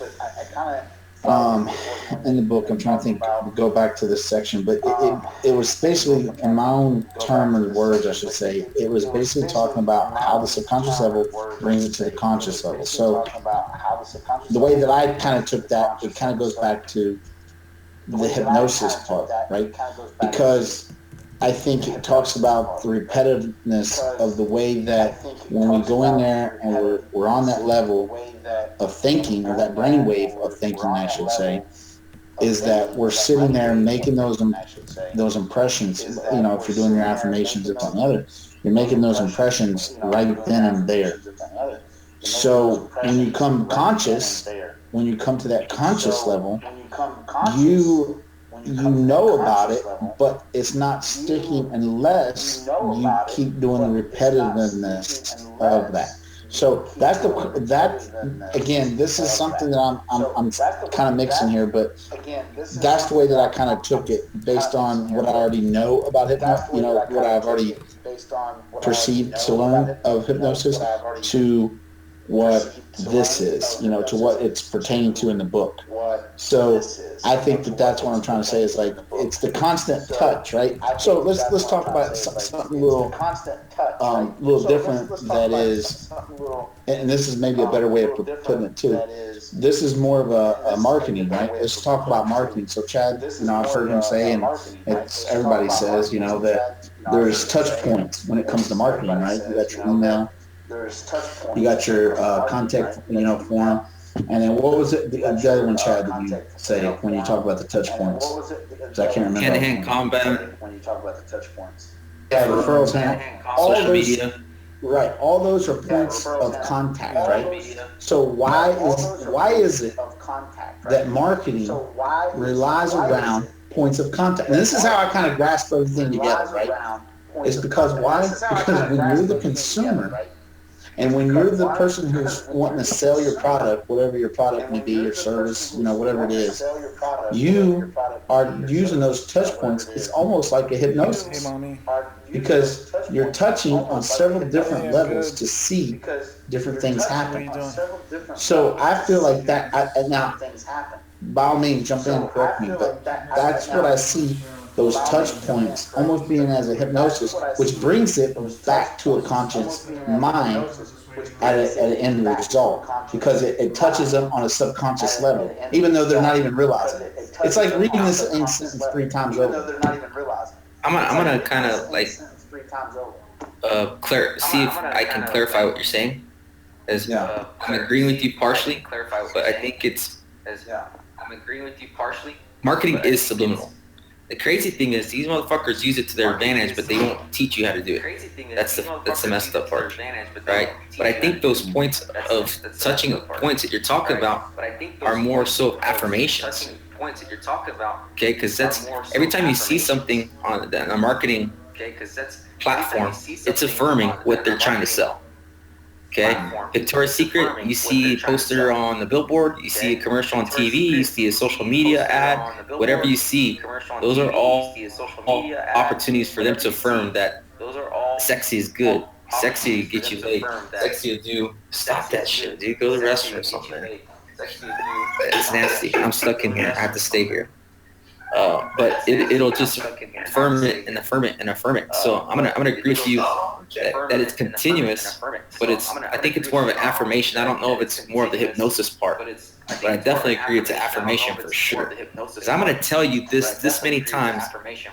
You know, I saw when I was in Cancun, I saw a billboard. There was 2 billboards that I thought were just like, that's just going too far. But it was so subconscious that it made me say that. And it was just because they're trying to brand Cancun as Sin City in a sense without saying it's Sin City. So they would like show like 2 devils dancing together and everything. It's like basically giving you the freedom to do whatever you want to do, you know? I was like, damn, dude, like these advertisers are really understanding the subconscious and getting to it. Because that place was places, man. There was like thousands and thousands of people at these venues, man. It was crazy. Like I didn't actually go inside of them, but I could see all the lines, and they were showing videos of the inside. It was like nuts, dude. There was like so many people you couldn't even count. And I was like, man, I'm too old for this. I can't handle that. So it was interesting at some of the advertising they were doing, and there's a lot of subconscious dialogue going on big time. And it's like hitting you right in between the eyes and saying, yeah, be free, do whatever you want. Come get jacked up here. Come get laid here. You know, it was crazy. Come get jacked up here. Come get laid here. You know, it was crazy. No, yeah, absolutely. No, I think you're right. I mean, that's pretty much where I was trying to say, but it becomes because of the way they put it, and you're right, maybe with the affirmations. I think that maybe when you're seeing it, that it's because you want it, right? But you want it on a subconscious level, not so much a conscious level, I guess. It's like you were thinking about it, but when you see certain things, it's like hitting you between the eyes and being, oh crap, they're saying this, I want that. Oh crap, okay, well if I want it, I'm gonna go get it there. I want that. Yeah, so I mean, he's right, it is a form of affirmation, but you know, that's, and we've all heard this, practice makes perfect. Goes with anything. If you may not shoot free throws, well, unless you're Shaq, but if you continuously, if it's consistent action and you're consistently working towards that, eventually it's going to come through. And the same thing with advertising. Like like Steve, you see that and you consciously reject it. But if you saw that every day for 90 days, that would program your subconscious without you even realizing. Like the same thing happens on Instagram every day. Like read. And it depends on, like, look at what I'm doing on Instagram. If you guys go read my post, the only thing is I'm not trying to manipulate. I mean, I am trying to manipulate people, but I'm trying to use positivity. So I'm trying to have a positive influence. But it's the same thing, whether you're trying to sell a product or you're trying to, spread a positive message. It's just consistent programming of the subconscious. If you just keep beating it in the head of people every day, eventually, that's without them even realizing it, it's going to program their subconscious. And then what's going to happen? That message is going to get sent right to their conscious. That message is going to get sent right to their Yeah, it makes absolute sense. That's exactly what happens. Yeah, it makes absolute And they're so good at doing it too. That's the worst part. But they don't do it for good. They do it for their businesses. That's the worst part. That's a mess. Money. Yep. Money. Did you do your number 4, Matt? No, I didn't. So this is the personal one, right? Did you do your number 4, Matt? No, I didn't. So this is the personal one, right? So I know, like I've touched on my health stuff, quite a bit with you guys, which I don't mind talking about at all. You guys have actually like all this dialect with you guys and the stuff we learned has helped me grow and kind of I feel fix a lot of things, in my subconscious. And I figured out after reading those 5 chapters, I pinpointed a really impression deep in my subconscious that I feel was creating some hypochondria. And another thing I will add is like I've always been dedicated to this group and motivated to contribute. But this week really it got really personal for me because my older sister, she's 44 and has a lot of things wrong, and I believe a lot of it's hypochondria, and that's why I pinpointed it. And explain what you mean exactly by that hypochondria. So I'm gonna okay. So when I explain it to you, I'm gonna share with you guys exactly where I pinpointed it. My mom had a really traumatic, childhood, and really just her whole life was just really messed up, like abuse, really negative, and so that affected her. You know what I mean? As an adult, that's what she knew. And so I recently, like this week is when I really was like, it all clicked and I was like, holy shit. Like the things that we heard from our mom growing up, like even though being instilled in you guys. Yeah, because and every week my mom had a different disease or infection. It was like that for years. And so without us realizing it, just from being around it, that was imprinted into our subconscious. And so I never had, and here's where I really like. I was thinking so deep, man. I'm a deep dude anyway. Like I can see that. But my whole time growing up, all I heard was because I was rough on my body. I mean, but what boys aren't, if you keep doing that, but when you turn 30, you're gonna fall apart. I heard that so many times, man. I'm like hundreds of times, and I never had any issues until I hit 30. And I wasn't conscious of any of this, but I've battled different things over the last few years until recently. Like I've talked about, like sinus surgery, like that's different. But I tore my ACL, so some things happened. But then also you could take it back to because that was imprinted into my subconscious. Maybe I caused those without realizing it. I mean, honestly, like the guy who lost his arm exactly for his daughter to start being able to walk. Exactly. Yeah, and so I've been doing a lot of healing, like mental and physical healing, and I've noticed a difference. And and obviously I want to manifest greatness, and there's things I want to accomplish. But if I'm gonna just spend the rest of my life being a hypochondriac and sick every month for whatever reason, I'm not gonna get anywhere. So that's part of cleansing. That's part of the mental cleansing. So I've been doing a lot of that.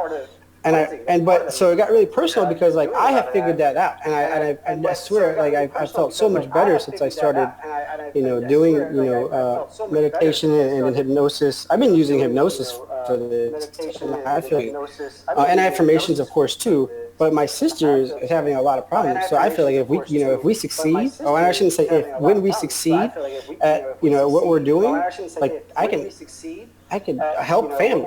You know what I'm saying? Yeah. So it got real personal for me, and that was kind of where. Like I wanted to share it, but I also wanted to just. I think it's good for everyone if we apply stuff like that. Well, the biggest thing is you see that it's working. That's huge. But to be able to begin to fix something that you've always had a issue with, and it was something that was like there was a light bulb in your head or some sort of consciousness that was recognizing that there was something weird going on, but it hadn't put it together yet. But to actually finally put it together, and then based on the fact that it was through meditation and mind cleansing and everything, that's freaking super awesome, because that's half the battle is knowing what to fix, right? If you don't know what to fix, how can you fix it, right? So that's extremely cool to hear you say that. And I'm so happy for you, man. So happy for you. Some of those kinds of things that are help you gain some of your personal freedom. Because now knowing that, how many times has something kept you from? How many times has feeling sick kept you from doing something? may not be a ton, but even 10%, you know, because you seem like the person that will yourself to do it anyways, but you may not have as good of a time. You may not be as peak performance. So even though it's only 10% of the time, even with that 30% that you still go in, it's not peak performance, it's not best times, you know. So it's really adds up more than it really seems. And now that you recognize that, now it's an opportunity for you to be like bashing through that barrier. Yeah. See you later. Now I'm like down to 1%, and that's like realistic. Okay. So that's I could see how that could be a real personal freedom right there, and how important that is to you. That's awesome, dude. Yeah, good deal.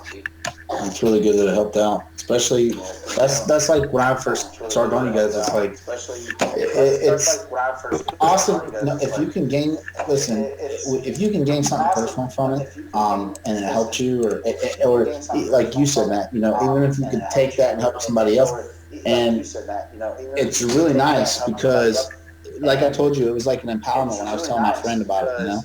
And it's a very empowerment. So that just kind of goes to show you that, you know, what we're doing does work and will work. And it's just a matter of finding the system to put it in. Yeah, and I know you guys probably heard this in the book. I actually took this out of the book, and I'm going to use this for myself. But where it says, my body and all its organs were created by the infinite intelligence in my subconscious mind. It knows how to heal me. Its wisdom fashioned all my organs, tissues, muscles, and bones. This infinite healing presence in me is now transforming every atom of my being, making me whole and perfect now. I give thanks for the healing I know is taking place. Is that for the cancer guy that had the cancer? I don't know. Is one of the guys that was sick, right? Yeah, he was one of them, and he said, you know, it was the preacher or something like that. Yeah, the evangelist. Yeah. Yeah. Okay. Yeah. It was cancer. Yeah, he had cancer. Okay. Yeah. You're okay. You're right. So, yeah, I got a little confused, but I just remember that was like I don't know. It kind of spoke. Yeah, that was his affirmation that he was reading. Like I don't know. It kind of spoke. Yeah, that was his affirmation that he was reading. But they don't call it affirmation, but we know that it's affirmation. They don't call it affirmation, but we know that. All right. It's affirmation. Who's next? I know it's a little late, so. Who's next? I know it's a little late, so. Sorry, I had to jump on a call. I got mine. I'll do mine real quick while you're gathering your thoughts, Chad. If that's cool. I'll do mine real quick. Okay, so you know, obviously when you go on vacation, you experience some new things, and Chad had that experience, and I had some experiences too on mine. And it really makes you think about where we're at. It makes you think about the group, which is really cool.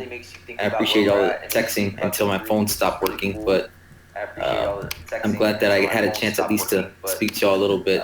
But there was one guy, so there was an area, Monica's really good at finding deals and stuff like that, so she found a cool deal, and we got like this area where only certain people is kind of a little bit more private, and it was like on the top of the third floor, and there's like an infinity pool and stuff like that, so you could kind of look over it. It had like almost a 360 view, everything, so it was real cool. But there was a lot of other people there, and there was this one group, and it had 4 couples and this one single guy. And I'm thinking to myself, man, dude, this guy is like single, and he's with all these 4 couples. Talk about 5th wheel. That's like 9th wheel, dude. That's like way down the line. And so, you know, it started to get a little later, and it closed at 6:30. But we were out there, and they were getting just riptified, man. They were all there all day long, and we had got there probably like at maybe 4.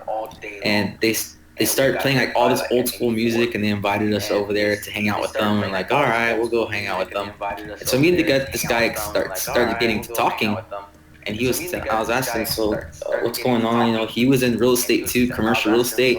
This dude was banking, man. He sold like a $350 million portfolio of properties and stuff. I mean, like, dude's balling, super balling. But yet he had such a problem in his personal life. You know, and I started to talk with him about it, and he started to open up.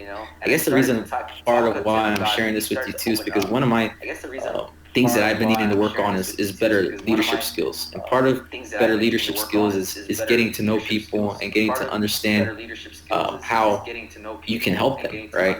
And so to me, it was kind of like an opportunity to kind of get a chance to see what I could help this guy for.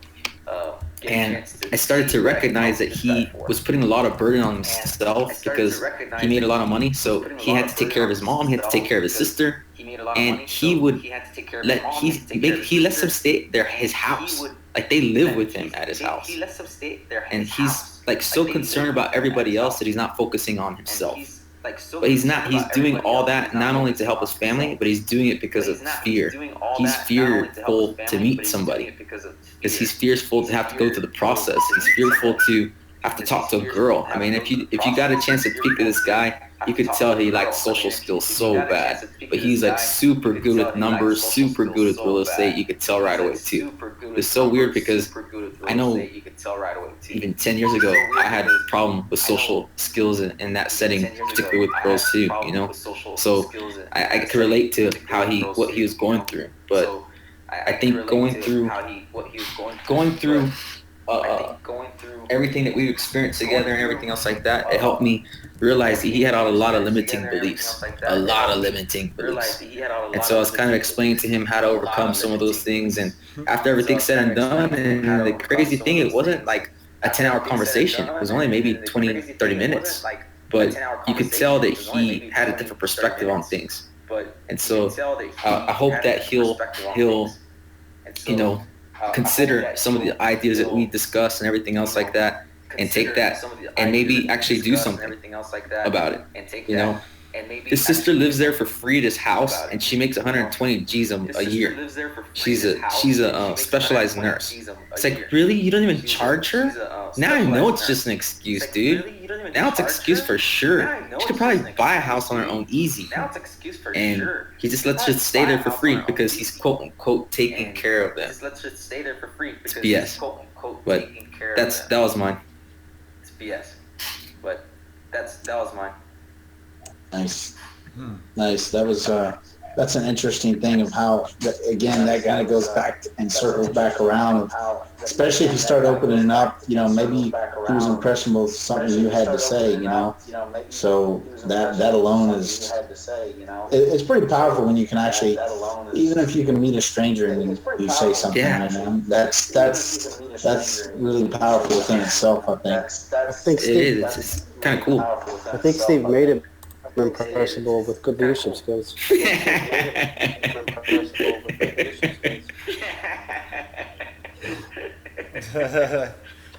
So mine is funny because at my job, remember the guy I told you about a couple weeks ago?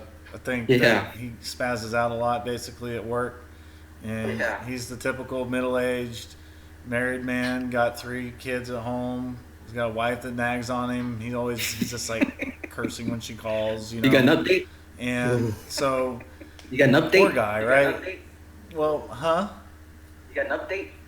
Yeah, I do. So he, well, today again, literally, I'm at work, about to leave, wrap up, go to the gym. Gotta get my swole on. I'm focused. I did my meditation. Right? He's calling me. Man, I'm so frustrated. I don't know what I want to do. I just need to update my resume and get off of this job. I'm so sick of just not being credited for the things that I'm doing. And I mean, they're valid frustrations in a work environment, right? He just feels like he's worked his whole life to get at this point where he's clearly not happy. And he's trying to weigh his choices versus the way people reward him versus how he is currently living, and he's well off. He's got a nice house, nice truck, whatever. That's irrelevant. But at the same time, how is it that he's gone all this way through his life and now he still feels like the work that he puts in isn't like adding up to any value for him, it seems like.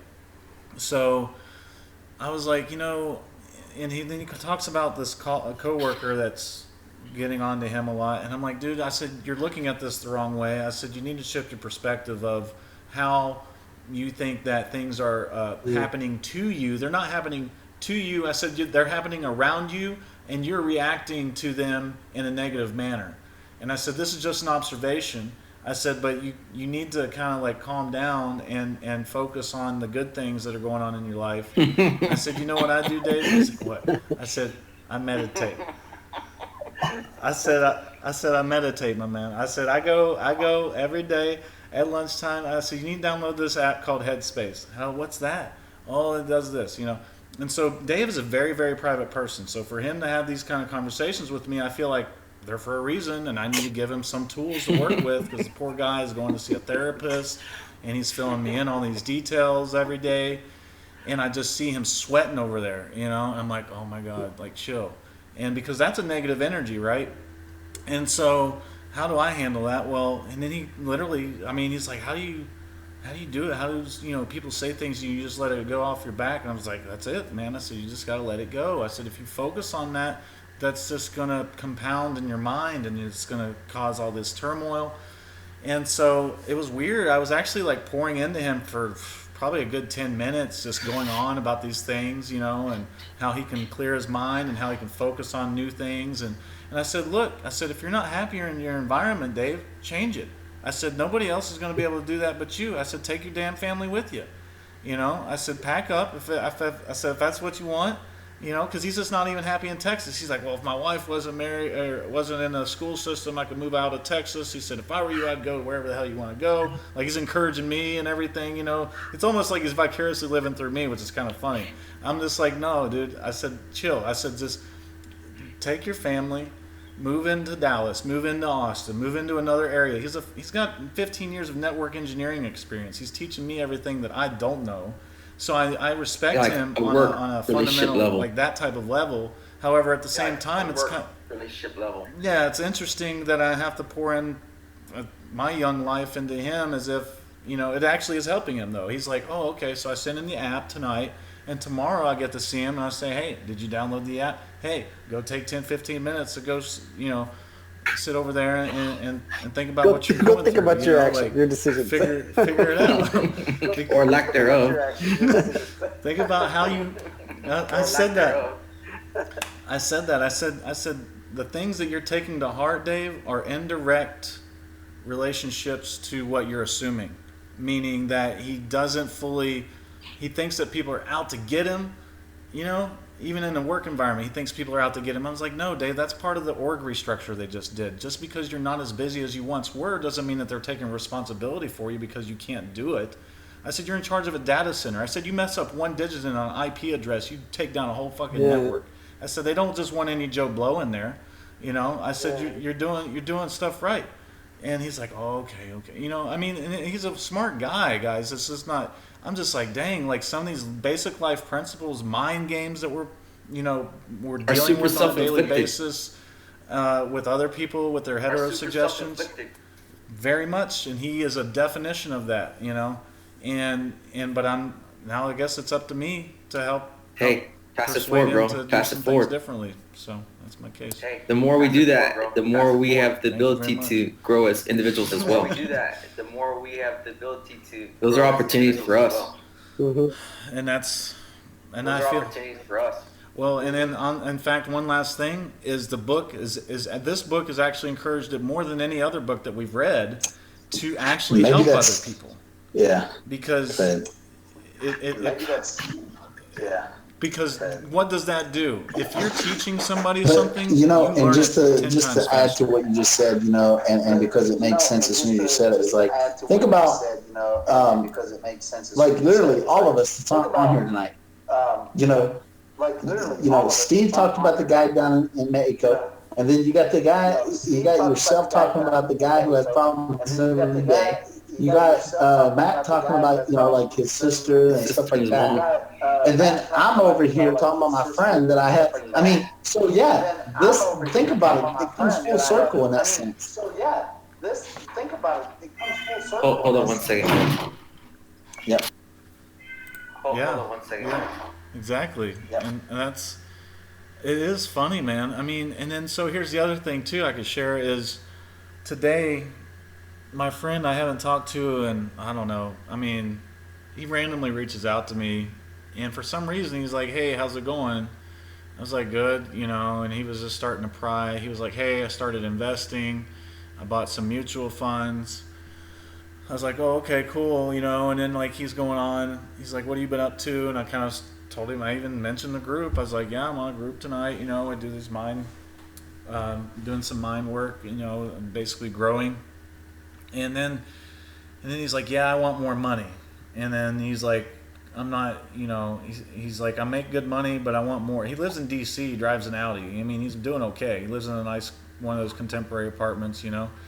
And I was like, okay, well, what are you doing to get there? Are you hustling, or are you just dealing with the status quo, saying you want more money and investing in your little mutual funds, hoping that your moderate risk is going to gain 45,000% in the next 5 years? Because that ain't going to happen. And that's basically what I said. And we're just talking through Facebook. I was trying to freaking work out, you know, but I was like, all right, let me hit this guy up. But so then I told him at the end of the conversation, I said, look, we just need to talk. I said, I need to call you and we need to talk. Because he started saying stuff like, well, I want to be a millionaire, you know. And he said, looks like you're doing things with your life. And I'm like, how can you tell that just from like a few postings of me being around, you know, like, I don't know if it's a vibe I'm starting to give off or what, but I feel like people are actually reaching out to me more frequently than before, because I know I have the potential to be something greater, but I haven't tapped into it until recently. And I think once people see that reflecting continuously, they want some of that too.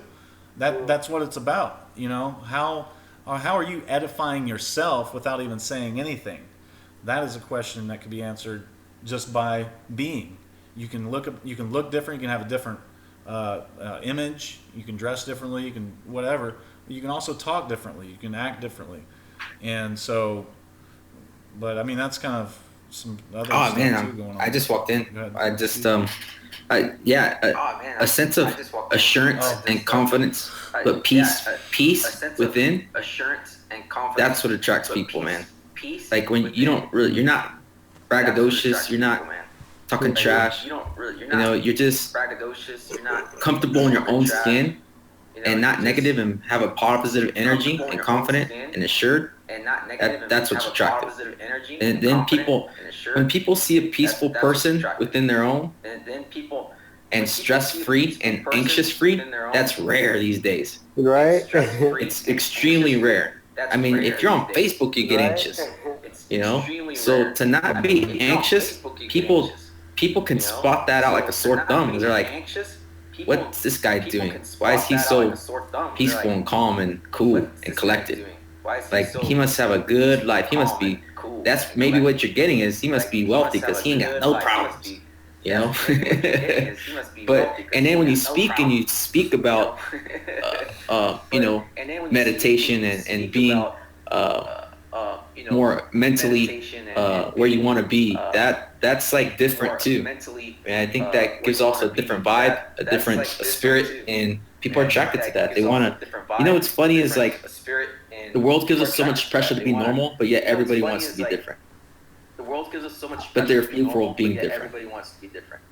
It's like the biggest social oxymoron there is, dude. It's like, be you, dude. Just be you. Do you, be you, and you'll be fine. And that's what is so attractive. That is what's so attractive, is you're being you for the first time, because you're tapping into yourself, because you're doing the meditation, you're doing the mindfulness, you're getting to know yourself right now, and you're exposing yourself, and that exposing has been in a positive manner, because that's what you've been training your mind to do, and that's why you're getting the different results.